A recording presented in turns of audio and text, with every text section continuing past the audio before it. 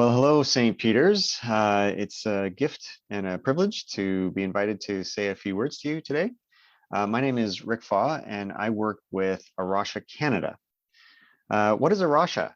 A Rocha is a Christian conservation organization. A Rocha, the word or words means the rock in Portuguese, and that's because A Rocha started in Portugal back in the early 80s. It started as practical conservation, hands-on, in the field, species monitoring and habitat restoration as Christian mission.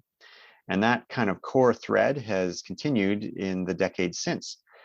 Nowadays, Rocha has projects in about 20 countries around the world, and there's a few different places in Canada, in the lower mainland of BC, in northern BC, and around Winnipeg and around Hamilton.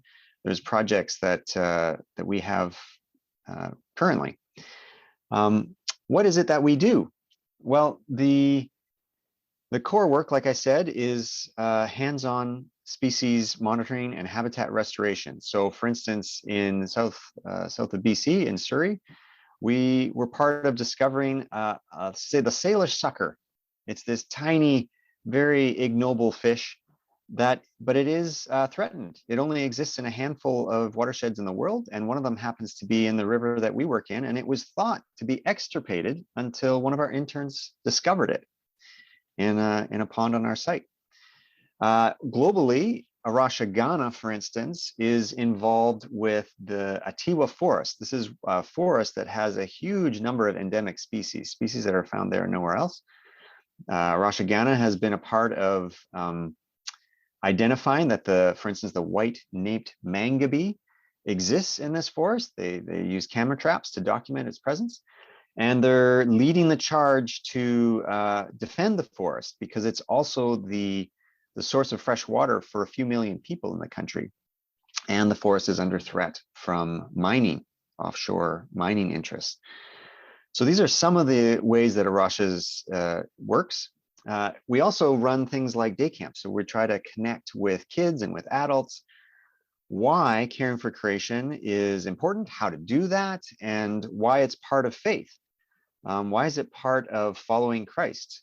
We think that earthkeeping is a dimension of discipleship. Well, what does that look like in practice? We try to model that at our centers and try to invite people into that to explore what that means for them. And so then how can you get involved? Well, it seems to me there's lots of ways. And as a congregation, one of the questions I would challenge you to think about and consider is, what does it look like for St. Peter's to care for creation as a congregation in your place?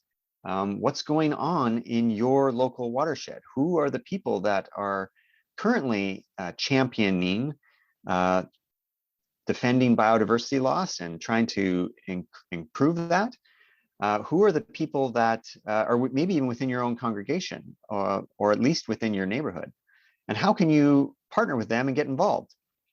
A Rocha has all kinds of resources, videos and articles and events that you could tap into as well, even remotely.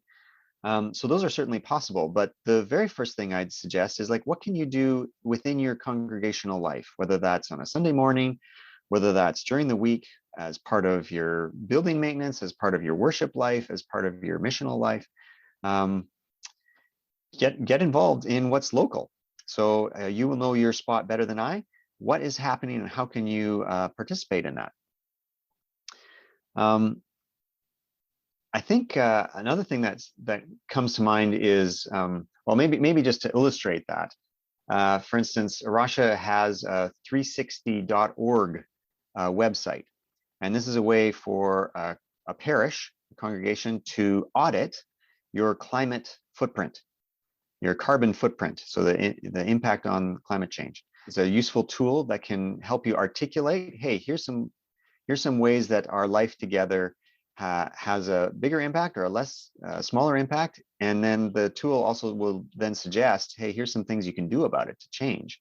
And then if for those aspects of your carbon footprint that can't be mitigated, there's an offset option, which involves some A Rocha projects in Uganda, for instance. There's an example of something you can do with A Rocha, but usually each community has a a stewardship group, they have a shore cleanup, or something like this, a park that needs attention, I would say the first thing I'd recommend is get involved there. Get involved where you are. One of the things that characterizes what A Rocha does is at our centers is we invite people to come and join us. And we have an internship program. So if you have any people that would be interested to come for a few days, or our internship program typically runs 3 to 6 months. That's a wonderful way to get tapped into and have some direct hands-on experience with our conservation work, our education work, and even if you come to Brookesdale, the project in South Surrey, we do some small-scale sustainable agriculture. The interns have a kind of shared life together. They have this kind of cohort experience, so it involves living at a site where other people are also living and working, and it's often quite a transformative thing. I want to close. I want to read you a quote from one of our recent interns that describes some of her experience as she participated in Rocha's life together. This is what she writes. She says, "This is where I always get caught. I have spent my entire adult life oscillating between frantic, unrealistic attempts at saving the world and crippling despair." Sound familiar? I'm sure this might resonate with you. It certainly resonates with me. And I think it's actually characteristic of many people in our world today. "This is the story I have willingly, sometimes even enthusiastically, written around myself like a cage. I was led to believe if you see a need, you ought to go and meet that need. This rule of life is well-intentioned, but what I need is a hell of a lot more direction than it has provided. This strategy has left me restless, hopeless, and ultimately lifeless.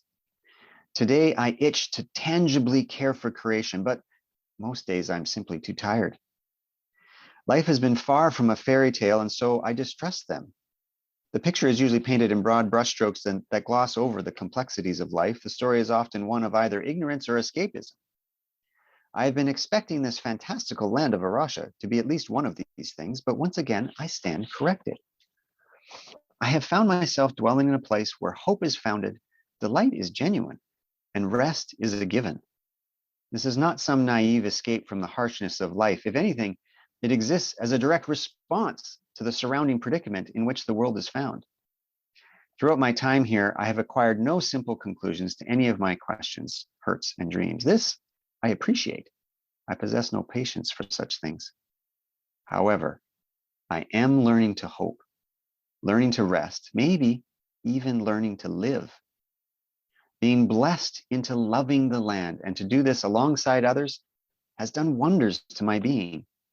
I have seen abundant harvests cultivated from this hallowed land. I have tasted radical generosity in the form of grace, understanding, and blueberries. I have felt pieces of my being made whole while listening to children fall in love with creation care. I have been held captive by the aroma of this community, a resilient and committed community. This is no fairy tale. It is a very real piece of a very different sort of kingdom." That's the words from Laura, one of our recent interns. And that's a little flavor, a little snippet of what A Rocha is on about. Thanks for taking the time this month to investigate what A Rocha is. And we'd love to have you come visit either in person or to make contact as that's of interest and as you're able. Thanks again for your support.